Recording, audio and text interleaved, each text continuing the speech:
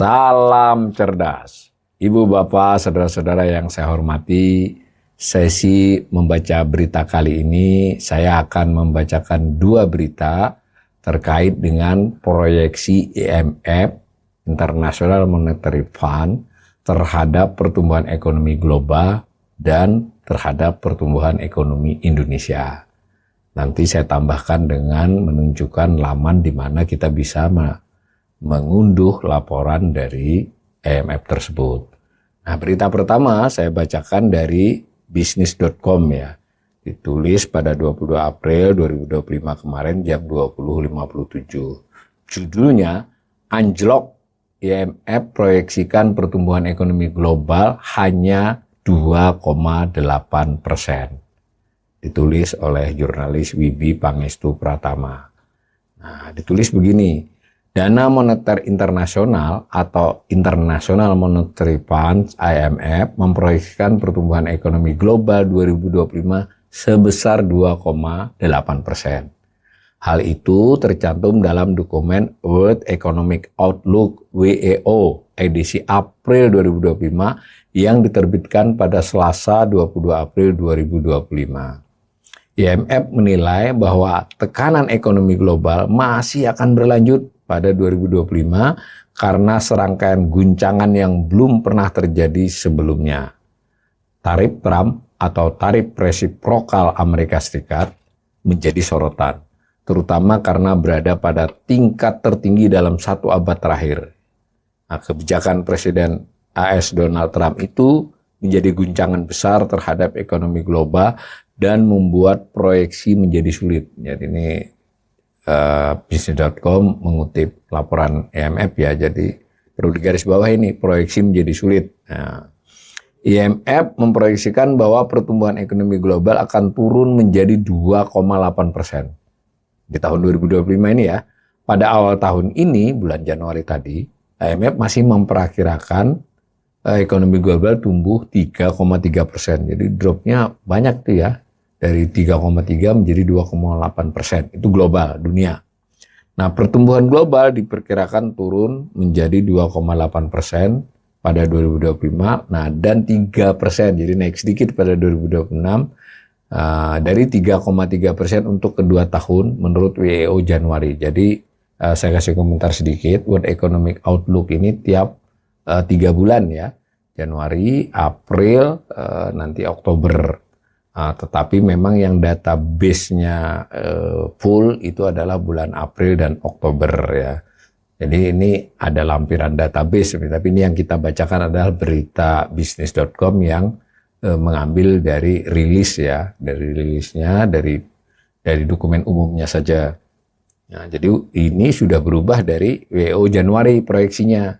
Nah, jadi jauh juga di bawah rata-rata historis. Maksudnya pada waktu Januari tadi, WO meramalkan, memproyeksikan tepatnya, itu 2025 itu 3%, lalu 2026 itu 3,3%. Maaf, 3,3% untuk 2025 dan 2026 pada bulan Januari lalu. Nah, sekarang proyeksinya 2,8 untuk 2025 dan 3% untuk 2026. Jadi turun kan? Nah, lalu diberitahu juga dikutip juga dari laporan IMF oleh bisnis.com, rata-rata historis selama 19 tahun, 2000 sampai 2019, itu rata-rata pertumbuhan ekonomi global itu 3,7%. Jadi jauh nih ya dari rata-rata 20 tahun historis itu. Nah, dikutip dari laporan IMF. Nah, kemudian IMF memproyeksikan pertumbuhan ekonomi negara-negara maju 1,4% pada tahun ini. Dengan pertumbuhan ekonomi Amerika Serikat. Nah, ini penting nih. Ekonomi Amerika Serikat juga turun 1,8% dari sebelumnya 2,7%. Proyeksi ya. Jadi sebelumnya diproyeksikan 2,7 menjadi 1,8. Pada waktu proyeksi Januari kemarin, Amerika salah satu yang diproyeksikan sedikit meningkat, yang lain turun. Kalau ini justru Amerika anjloknya banyak. Adapun di negara-negara berkembang, emerging market ya, pertumbuhan ekonomi diperkirakan menjadi 3,7%. Dengan penurunan terbesar di negara-negara terdampak tarif Trump, terutama Cina. Lembaga yang pernah dipimpin oleh Sri Mulyani Indrawati itu juga memproyeksikan inflasi global. Jadi selain pertumbuhan ekonomi, ada proyeksi inflasi global. Itu turun menjadi 4,3% dan menjadi 3,6% pada 2026. Inflasi di negara maju diperkirakan naik, sedangkan negara berkembang sedikit turun. Resiko ekonomi global ke depannya didominasi oleh dampak perang dagang yang semakin intensif, risiko guncangan karena terbatasnya ruang kebijakan, ketidakstabilan pasar keuangan, dan volatilitas nilai tukar, hingga risiko tekanan lebih besar di negara berpendapatan rendah. Berlakunya tarif Trump menjadi variabel besar dalam perubahan proyeksi pertumbuhan ekonomi. Tidak hanya tarif yang tinggi, ketidakpastian dalam pelaksanaannya pun berisiko memperburuk aktivitas ekonomi. Jadi dari kutipan bisnis.com ini, laporannya IMF menggarisbawahi sekali bahwa tarif Trump itulah yang memiliki dampak perubahan proyeksi pertumbuhan ekonomi ini ya. Tentu tidak keseluruhan pertumbuhan ekonomi, perubahan proyeksi, jadi yang perubahannya menurun. Nah, laporan ini menyajikan proyeksi acuan, ya, reference forecast berdasarkan informasi hingga 4 April 2025, termasuk tarif resiprokal yang berlaku 2 April dan berbagai respon awalnya. Jadi laporannya memonitor, memperhitungkan dari tarif dan juga respon beberapa negara besar ya. Nah, kemudian proyeksi IMF juga disertai beberapa skenario mengenai proyeksi pertumbuhan ekonomi global berdasarkan asumsi kebijakan perdagangan yang berbeda. Kalau kita lihat di sini dilampirkan tabel ya oleh bisnis.com. Tentu tabel ini bersumber dari laporannya IMF tadi. Lihat itu 2024, lalu 2025, 2026 untuk global. 3,3 menjadi 2,8 dan 3,0. Khusus negara maju menjadi 1,4 tetap dan sedikit naik 1,5. Lalu emerging market turun. Jadi justru yang turun banyak ini negara berkembang ya.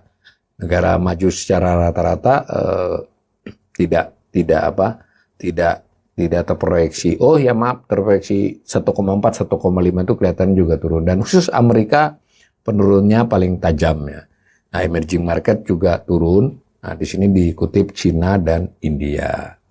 Intinya seperti itu. Kemudian saya bacakan berita kedua yang langsung dari laporan yang sama. Maksudnya laporan IMF. Tapi ini khusus mengutip bagian tentang ekonomi Indonesia. Nah, yang tadi itu dari tabel umum ya. Ini judulnya kompas.com yang menuliskannya baru saja. Tanggal 23 April jam 13.55. Judulnya IMF ramal ekonomi RI 2025-26 tumbuh 4,7%. Sedangkan angka pengangguran naik. Nah, mari kita baca. Ditulis pada paragraf pertama, sama Dana Moneter Internasional atau International Monetary Fund memprediksi ekonomi Indonesia tumbuh 4,7% pada 2025 dan 2026. Maksudnya masing-masing tahun ya. Berita pertama tadi tentang ekonomi globalnya. Di laporan yang sama. Nah, laporan itu dikeluarkan ya tadi sudah disebutkan edisi April, diunggah Selasa 22 April. Nah, dalam laporan itu angka Gross Domestic Product GDP di angka 4,7% pada 2025. Turun 0,3% dibandingkan tahun sebelumnya. Angka dibandingkan pertumbuhan real ekonomi Indonesia yang 5,03 kan 5,0 dibulatkan. Sekarang menjadi 4,7 menurut IMF. Nah, dan pada tahun 2025 IMF tetap mematok lagi angka 4,7%. Nah, sementara itu angka pengangguran di Indonesia diproyeksikan sebesar 5% pada tahun ini, naik dari 4,9% pada tahun sebelumnya. Nah, pada 2026 angka pengangguran Indonesia naik lagi menjadi 5,1%. Ini menurut kutipan ini. Sebelumnya saya komentari sedikit tadi pertumbuhan ekonomi. Bisa kebayang ya, sebelumnya IMF membuat proyeksi 5,1 ya, ini jadi 4,7. 2 tahun berturut-turut itu. 2025-2026. Dan jangan lupa APBN kita masih menaruh 5,2%. Di sisi lain RPJMN yang sudah dipublikasi itu membuat perhitungan 5,3% di tahun 2025 dan di tahun 2026 itu kalau saya tidak salah sudah mencapai 6%. Jadi jauh banget dari proyeksi ini. Mudah-mudahan yang benar proyeksi RPJMN ya. Nah, sementara angka pengangguran juga naik ini meskipun tipis naiknya. Nah, kurang lebih begitu. Nah, dalam laporan tersebut, IMF memproyeksikan rata-rata pertumbuhan ekonomi negara berkembang Asia mencapai 4,5%. Dari sudah kita katakan tadi. Jadi kita 4,7 itu juga masih sedikit di atas rata-rata ya. Nah, untuk negara-negara berpenghasilan rendah, kita kan berkembang. Kalau yang rendah itu juga turun. Diproyeksikan 4,2%, kata Kepala Ekonomi dan Direktur Divisi Riset IMF, Pierre Olivier Gourinchas dalam jumpa pers Selasa waktu setempat dan dikutip dari laman IMF ORG ya. Secara global, IMF memproyeksikan turun menjadi 2,8%, tadi sudah kita bacakan. Nah, dengan demikian kita bisa lagi terus baca penurunan ini karena tarif yang dipasang Presiden Amerika Serikat Donald Trump. Jadi ini sama laporan Kompas dengan Business.com tadi. Nah, diceritakan soal pengumuman tarif, tindakan balasan, dan seterusnya. Jadi IMF menyebutkan ekonomi global akan melambat secara signifikan apabila kebijakan tarif Trump dilanjutkan. Jadi dua berita ini, yang pertama memperlihatkan secara umum tentang proyeksi IMF terhadap ekonomi global, kemudian dibagi berdasarkan negara maju, negara berkembang. Secara khusus ada beberapa negara maju yang disebut, lalu juga terkait dengan angka pengangguran dan inflasi. Nah, yang berita kedua ini khusus mengutip bagian yang tentang ekonomi Indonesia ya. Nah, kalau bagian tentang ekonomi di sini adanya di tabel ya, di bahasan di dokumen itu tidak banyak. Nah, saya perlu tampilkan dokumennya itu sendiri, bisa kita unduh di sini di laman IMF nih contohnya. Ini ada ringkesannya. Ini ada gambarnya, ini bisa diklik, bisa kita cari tadi yang menjadi berita tadi.